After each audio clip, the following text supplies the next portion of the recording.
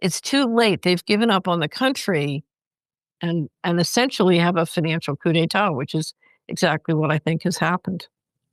They knew that the system and the grammar had ended. They knew the flag authorizations and the credentialing for controlling contract and setting venue in courts and banks had ended, and ports had ended in 1999. What I later came to realize was what he was talking about was they were implementing a financial coup. They had given up on a system where the bankers control monetary policy and the people's representatives control fiscal policy, and decided to move to a process where essentially the bankers controlled both fiscal and monetary policy. And they were not going to do it by, presenting new legislation to change things. They were going to do it on the just do it method and lever up the debt, issue tons of debt, and suck all the money out the back door. And I showed them what was possible if we re-engineered the government money. And there was enormous opportunity to build, enormous financial equity capital gains. The pension funds could make a lot of money, sort of re-engineering how the federal budget worked in a way that would create a much more productive economy. And the president of the largest pension fund in the country was there, and he looked at me and he said, "You don't understand. This is what we had tried to do." He had been working with a group of activists as a young man. He said, "This is what we tried to do, and they were able to stop us." And I said very naively, "Well, you didn't have the internet. You couldn't get the learning speeds up locally high enough to sort of jump the curve." And then he froze and he looked at me and he said, "You don't understand. It's too late." I said, "What do you mean it's too late?" He said, "It's too late. They've given up on the country. They're going to move all the money out of the country starting in the fall." He said, "You've got to get to Nick Brady." Brady had been the chairman of the firm that I was a partner at on Wall Street, and then had become Secretary of the Treasury in the first Bush administration, and was one of the people you would loosely say was a leader in how the financial system got run. So he said, "You got to get to Nick." But I thought what he meant, Andy, was that we have been given a directive to reallocate the equity in the pension funds to emerging market investments, which made sense because you had much higher growth rates in Asia and the emerging markets than you did in the more mature economies. That's what I thought he meant. But then what happened at the beginning, he said they're moving all the money out starting in the fall. That fall was the beginning of fiscal 1998, when enormous amounts of money started to go missing from my old agency, HUD, as well as the Department of Defense. And what I later came to believe, we have an entire website just dedicated to presenting all the documents and analysis on this. It's at missingmoney.solari.com. But what I later came to realize was what he was talking about was they were implementing a financial coup. They had given up on a system where the bankers control monetary policy and the people's representatives control fiscal policy, and decided to move to a process where essentially the bankers controlled both fiscal and monetary policy. And they were not going to do it by, presenting new legislation to change things. They were going to do it on the just do it method and lever up the debt, issue tons of debt, and suck all the money out the back door, and essentially have a financial coup d'etat, which is exactly what I think has happened. In 1999, David Winkle Miller and myself filed in on the Title IV 1-to-1.9 dimension flag with what we called a life birth-claim. And this was what we called claim of the life. And we filed for the flag description of the Title IV Section 1, 2, and 3 1-to-1.9 dimension flag. We filed it at the United Nations, as well as the U.S. Pentagon and the U.S. Post Office, as the United States was coming out of international bankruptcy.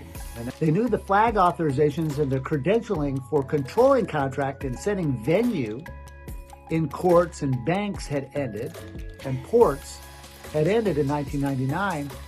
However, they used the grammar to then turn around to the broader perspective of planet Earth, knowing that they were no longer accountable for anything that they did because the grammar was fraudulently conveyed, and they used what was set up for the people to then destroy the people.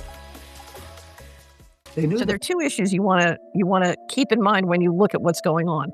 One is the programmable money, and one is the whether or not interest can be paid, and who's going to be dominant in this market. Is it going to be the banks? Now, if interest can't be paid, my prediction is it's the New York Fed and the big Fed banks who are going to dominate this market, including globally. But if the fintechs can offer rewards and interest, they can outcompete. The fintechs can offer rewards and but if the fintechs can offer rewards and interest, they can outcompete, and the giant sucking sound will happen. So the issue is, will the banks win and do a giant sucking sound on everybody else's banking system, or will fintech win? Will fintech win and do a giant sucking sound on the banks? You look at all theater for syntax, the style of writing for grammar on planet Earth. There's not one legal sentence. There's not one legal fact to establish conditions of state of war, hatred, division amongst people globally, galactically. And when you look at the concepts of the quantum grammar system, we actually put a solution on the table to challenge the concept of thinking. Now, understand the Clarity Act also addresses asset tokens, okay? And asset tokens, Larry Fink has said publicly, and Paul Atkins, the chairman of SEC, has said all securities will be traded using asset tokens, okay? Which means no privacy on all your asset token or all your securities trades. But Atkins the other day said in an interview that this was all going to happen within 2 years, which frankly, in my mind, is mind-boggling. One of the things that's never been made clear, not SEC, not BlackRock, anybody, is exactly how you're going to associate an existing stock or bond with securities. Now, crypto, as you know, Andy, is only about $4 trillion. But when you talk about the securities market, you're talking about, $250 trillion globally. And the idea of getting all these on blockchains, all I can say is I don't think there's enough geothermal energy on the planet to do this. So you have a group of people who are talking their book and talking about wildly fantastic things. You would need to bring out and make legal breakthrough energy to make this all work. And I can't say they're not going to do it, but who knows? The crypto world is stolen from me. It's all run by the CIA. The reason why the CIA runs all crypto is because it's their new black ops money to run all their black ops operations that are running against the people worldwide. So they can bypass Congress and they have a new money system to fund themselves. Now, here's what's funny.